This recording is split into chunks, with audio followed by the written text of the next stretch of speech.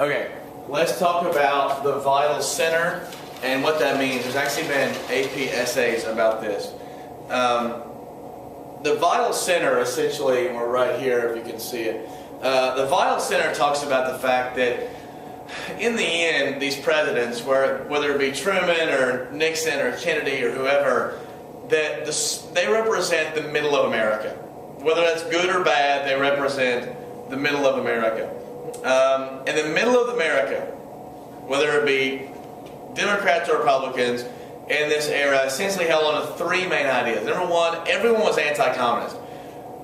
Both parties were very anti-communist. This wasn't a time where Democrats were ultra-diplomatic and conservatives were really militaristic. Both sides were pretty pro-military, specifically because so many of them had fought in the war. Secondly, everyone believed that if the economy continued to increase and get better and better and better, then all Americans would enjoy success. So sort of rising tides lift all boats. And lastly, that America could have lots of different ideas talked about, and the plurality was good. But, and there's been, saying the vital center has elected people like Truman, right? The regular people. Not the ultra-liberals, not the ultra-conservatives, but that middle of America have elected our politicians. I don't even know if that's true today. But definitely in Truman and Eisenhower and Kennedy and Johnson, it probably was true. But there were some problems to the vital center. Number one was that rising tides didn't rise all boats. For instance, I don't know if that makes sense. Even though our economy was doing great, 25% of the American public was in poverty. Specifically, hordes of African Americans were in poverty. We didn't necessarily allow for a plurality of ideas because we still had huge segregation in America. African Americans and women were both discriminated against on massive levels, so it didn't lift all boats. Jim Crow was still around. And then lastly, Vietnam War is sort of the outbreak of the vital center, that being anti-communist, irregardless of where you're going, is a good idea, gets us in trouble in Vietnam. And so while the vital center was important in electing these people and shaping what we think of as America, there were also some problems associated with it, and those are it. Now, Truman was a New Deal guy, so when he becomes president, he has the fair deal. So he's a fair dealer. The problem was the fair deal was really progressive. More housing for the poor, increasing the minimum wage, pushing for full employment, more support for farmers, more TVAs, more Social Security, increased rights for African Americans. But really the fair deal didn't get much done. In fact, the only thing the fair deal really did was it did increase minimum wages. There were limited rights for African Americans, like I said, with the Army being integrated, and it mostly just preserved the New Deal. Truman didn't have the luxury of Roosevelt did as being ultra popular, nor did he get sort of this tight reins over Congress like Roosevelt had. Roosevelt could control Congress for about 5 years. Truman never had that luxury. Truman was always having to negotiate. And a great example is he vetoed the Taft-Hartley Act, and it still became law over his veto. So he just didn't have the same kind of Congress to work with, and so the fair deal never really got off the ground. But an important part to think about and talk about is what's going on with the American society right when the war ends all the way to about 1970. And we say 70 because it's this 25-year period where we see the growth of the American middle class. When your parents and grandparents talk about America back in the good old days, they're talking about this. And obviously, it's, glamorized and has been, history plays quite some games on the memory. And there were huge problems, and we'll talk about those. But the American middle class is going to be formed in this. A huge middle class, to be a middle class society. A lot of people talk about, back in my day when taxes were low, that wasn't the case. Taxes were higher as we were getting a middle class society.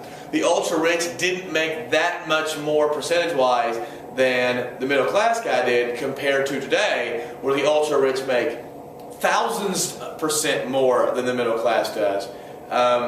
Or we're having a shrinking middle class. The first big part of establishing a middle class is the GI Bill. The GI Bill is still around. After World War II, we were really concerned that the government was really concerned that we would go right back into depression. So they gave everybody who was in the Army or the armed services a college education on the house. And the whole point of this was twofold. Number one, a lot of these workers will go into colleges and not immediately look for jobs, which will reduce the demand for jobs, allowing for more full employment. And number two, when they get these college degrees, they will create their own employment, right? Educated people tend to create jobs, not just to wait for jobs to be created, right? If you go to medical school and you're a doctor, nurses have to work for you, right? Secretaries, bookkeepers, they're creating jobs. Same thing with pharmacists and lawyers and architects. Teachers, not so much. We sort of wait around for these jobs. But as the economy grows and there's larger property tax values, teachers will be called on. So all of these educated people are going to be using, they'll be making more money, paying more taxes, and the economy is more and more and more expanded. And this is going on the same time as the baby boom. From 1945 to 1957, America experienced a rapid increase in the birth rate after the war, and for a couple reasons. Number one, a lot of American men and women had been apart for a couple of years during the war. Now they're back together, they got some money, the war's over, they got some education, it's baby time. And all these baby boomers are starting to retire right now. My parents are baby boomers. A lot of your grandparents might have been baby boomers, maybe the early stages of baby boomers.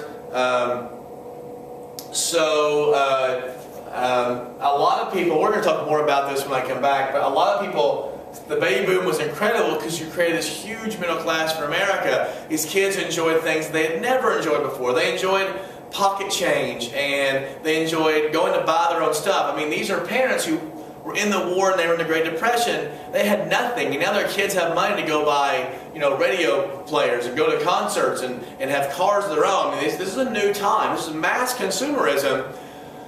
And the baby boomers oftentimes were criticized for being, the parents for being, coddling them too much, right? These baby boomers become the protesters of the 1960s, who knows? But the GI Bill and the baby boom go together, specifically the economic boom going along with consumerism. Soldiers were fighting. When you're stuck in a, getting shot at, you're not spending your money, and these soldiers were paid. Women were working in the factories, but they weren't spending much of their money because there wasn't much to spend it on, because it was all being produced for the war. So when everyone comes back, there is money to be spent. All right. In fact, the GI Bill not only did it give education, it also gave cheaper housing loans to returning soldiers. Although part of that was so long as you agreed to live in a segregated neighborhood. But they got cheaper houses, they got jobs, they've got money to spend, and they start buying stuff. Refrigerators, vacuum cleaners, blenders, cars. America goes on a spending spree, and this creates demand, which creates jobs. Right? There was a small little lull recession right after the war, but then it really takes off, and huge amounts of workers start making more and more money. This is a time when you could work and you could support a family maybe on one wage. And with this, you see the cult of domesticity. Women take a step back in terms of gender rights. They're not working anymore. They're not in the factories as much as they were in the 20s and 30s. They come out of the factories of World War II. They go into the homes. Part of this is with the baby boom, and women's rights are really taken away. The 1950s was a bad period for women's rights. The media, we're going to look at some primary evidence, the media is complicit in this, saying that women really want to be in the home, and all the stories are about women who tried to go out in the real world, but in the end, it didn't work out for them because they knew their place was in the home, right? And that women who did work were really missing out on what it meant to be a real woman. And Betty Friedan, we're going to get to, the Feminine Mystique, is going to question these and start the next wave of the feminist movement. But this consumerism and the booming economy, the baby boom, the GI Bill, they all go together, and they're creating this new American society of the rising middle class that sort of makes the 1950s an interesting period of the Americans. And a lot of Americans are moving to different places, specifically into suburbs. Americans are moving to suburbs. Suburbs grew 6 times faster in the 1950s than any other type like any of the rural areas or urban areas. Suburbs are growing like crazy, right? In fact, part of this is white flight.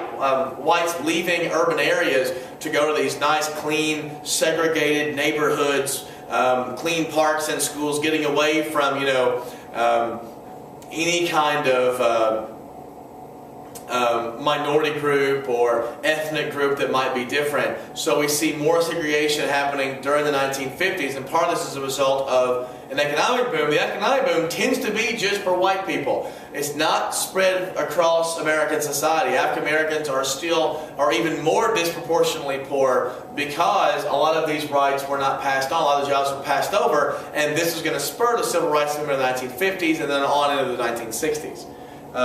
So this huge middle class doubles by the 1960s. Suburbs are growing faster. We talked about the cult of domesticity. And lastly, I'm going to talk about Americans are moving. In fact, I'll show you the map when we come back. But the North starts losing population to the South. The South gains in population, so does the West Coast. More and more people moving out west with like aerospace engineering and defense contractors moving out west, moving to Texas, moving to Florida. And one of the reasons that they're able to do this is because of something as simple as air conditioning. Having a home being air conditioned makes it reasonable to live in Texas or Florida. I would think it was never reasonable to live in Texas, but now people do in more and more frequency because of air conditioning. In fact, it's called the Sun Belt. And those areas that people are leaving, the pro-union, worker rights, liberal North is going to become, the old manufacturing is going to be called the Rust Belt. In fact, up until President Obama was elected, from 1964 all the way until 2008, no president was elected that wasn't from the South or California. Obama was the first. That was a slip. Obama was the first one, and he's from the North. And we went all these Southerners or Californians, and then in 2008 we get a Northern academic elite African American. So there's quite a change.